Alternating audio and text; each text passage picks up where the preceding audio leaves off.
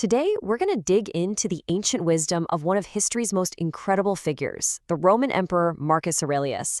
We're going to see how he built a mental fortress, an unbeatable mind that has inspired people for nearly 2,000 years. So, picture this. We're on the brutal northern frontier of the Roman Empire. It's cold, it's damp, and we're inside a military tent, a million miles away from the comforts of Rome. And inside that tent, a man is coughing up blood. His body is failing him. This isn't just anyone, though. This is the most powerful human being on the planet, the absolute ruler of the entire known world. And it's not just his health that's collapsing. A plague is tearing through his empire. Barbarian tribes are literally crashing against the borders. And to top it all off, there are whispers of betrayal from his own generals. The pressure on this guy is just immense. Now, he could have anything he wants, right? Wine, servants, endless luxuries to numb the pain and the fear. So what does the most powerful man on earth do when his world is ending? He picks up a pen. That man was Marcus Aurelius, and he was a total paradox. I mean, think about infamous emperors like Nero or Caligula, guys who went absolutely mad with power. Marcus had that same absolute power, and yet he stayed good. They called him the Philosopher King. It's incredible, because centuries earlier, the philosopher Plato basically dreamed of a ruler just like this. And here he was. Marcus Aurelius was the living embodiment of that dream. He wasn't just an emperor who happened to think a lot. He was a true philosopher. And this was his secret. He was a student of Stoicism. Now, let's get one thing straight right away. Stoicism isn't about having a stiff upper lip or bottling up your feelings. No, not at all. Think of it more like a powerful operating system for the human mind, a practical, hands-on tool for finding calm and strength right in the middle of chaos.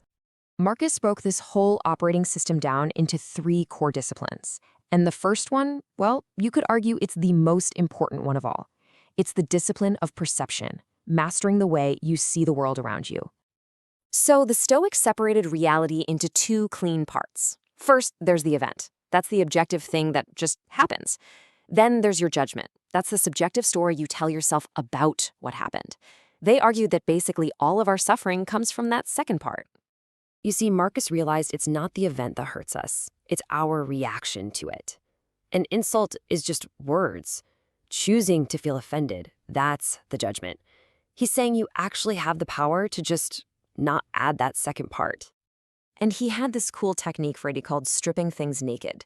He would just break things down to their most basic objective parts to get rid of the emotional story.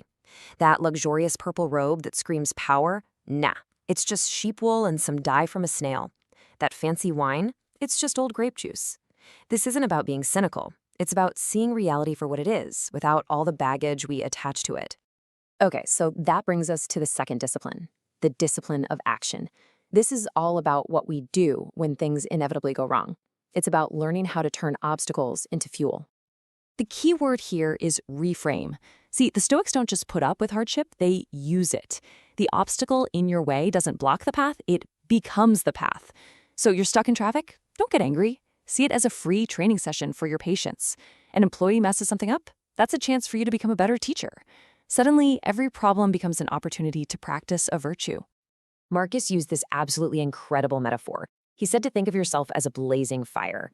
It doesn't matter what you throw into it, good wood, wet wood, even garbage. A strong fire just consumes it all and turns it into more heat and more light. It turns every single obstacle into fuel. All right, that brings us to our third and, let's be honest, most challenging discipline, the discipline of will. This is about learning to love your fate, or as the Stoics called it, Amor Fati, accepting and even embracing the things we absolutely cannot change. And it starts with the hardest truth of all, Memento Mori, remember you will die. For the Stoics, this wasn't some horrible tragedy, it was just a natural, necessary part of life. Now, this wasn't meant to be depressing, it was meant to be clarifying. Death is the great equalizer. It makes our ego, our desperate need for fame, all our little anxieties, it makes them seem kind of ridiculous. Like Marcus said, in the end, Alexander the Great and the guy who drove his mules met the exact same fate. And if you can really accept that your time is finite, it's actually liberating. It forces you to focus on what truly matters, this present moment. Are you being a good person right here, right now? Because ultimately, that's all you really have control over. So, this all sounds pretty good in theory, right? But how do we actually build our own inner citadel? I mean, how do we put this into practice in our own lives? Well, we do what Marcus did. You see, that famous book he left behind, the Meditations, it was never meant for you and me to read. It was his private journal. It was his personal workbook for practicing philosophy, for reminding himself of these principles every single day. Just think about it. We live in a world of constant notifications, endless scrolling, and so much manufactured outrage. The challenges might look different from his, but the need for inner peace is exactly the same, if not way, way greater. Marcus called the goal an inner citadel, a mental fortress that no external event, no matter how chaotic, can ever breach. You can't control the world or the economy or what other people do, but you can control your own mind. This fortress is available to every single one of us, but it's not just given to you.